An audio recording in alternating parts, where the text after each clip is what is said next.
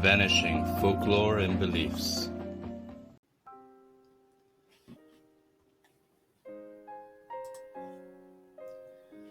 The Miser, from Muscovite Folklore, Russian Tales.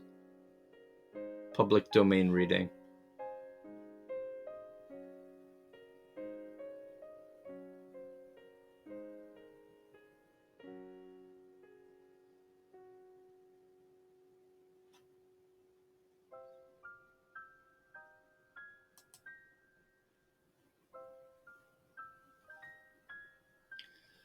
The Miser. There was once a rich merchant named Marco. A stingier fellow never lived. One day he went out for a stroll. As he went along the road, he saw a beggar, an old man, who sat there asking for alms. "Please to give, O ye Orthodox, for Christ's sake." Marco the rich passed by. Just at that time there came up behind him a poor mujik, who felt sorry for the beggar and gave him a kopeck. The rich man seemed to feel ashamed, for he stopped and said to the mujik, "Hark ye, neighbor, lend me a kopeck. I want to give that poor man something, but I've no small change." The mujik gave him one and asked him when he should come for his money. "Come tomorrow," was the reply. Well, the next day the poor man went to the rich man's house to get his kopeck. He entered his spacious courtyard and asked, "Is Marco the rich at home?"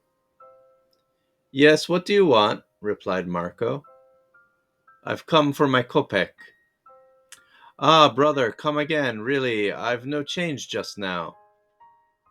The poor man made his bow and went away. "I will come tomorrow," said he. On the morrow he came again, but it was just the same story as before. "I haven't a single copper. If you like to change me for a note for 100. If you like to change me a note for 100, no? Well, then come again in a fortnight." At the end of the fortnight, the poor man came again. But Marco the rich saw him from the window and said to his wife, "Hark ye, wife, I'll strip myself naked and lie down under the holy pictures. Cover me up with a cloth and sit down and cry just as you would over a corpse. When the mujik comes for his money, tell him I died this morning." Well, the wife did everything exactly as her husband directed her. While she was sitting there, drowned in bitter tears, the mujik came into the room. "What do you want?" said she. "The money Marco the rich owes me," answers the poor man. "Ah, mujik, Marco the rich has wished us farewell. He's only just died." "The kingdom of heaven be his. If you will allow me, mistress, in return for my kopeck, I'll do him a last service. Just give his mortal remains a wash."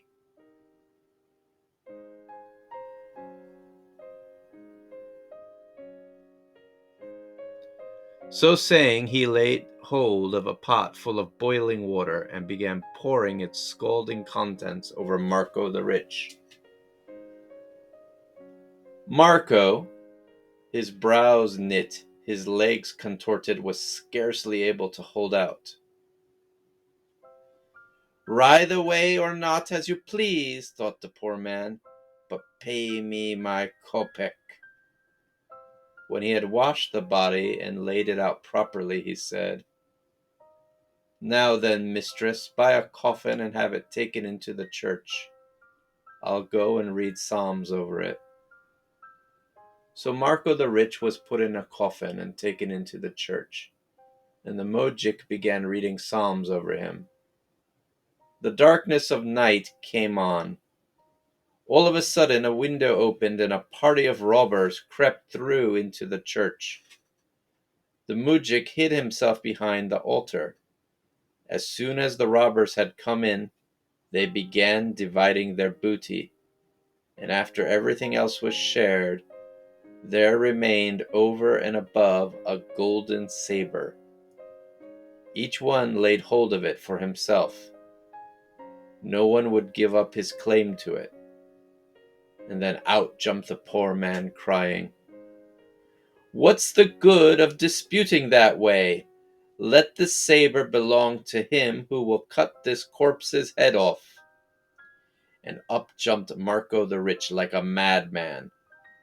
The robbers were frightened out of their wits, flung away their spoils, and scampered off.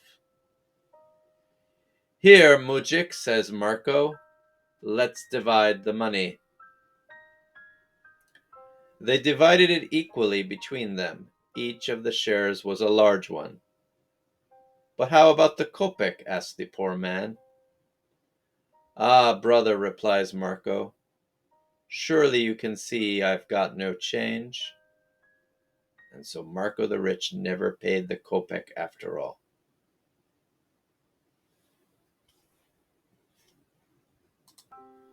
If you enjoyed this Russian story, please click the subscribe button. Thank you for listening. Vanishing folklore and belief.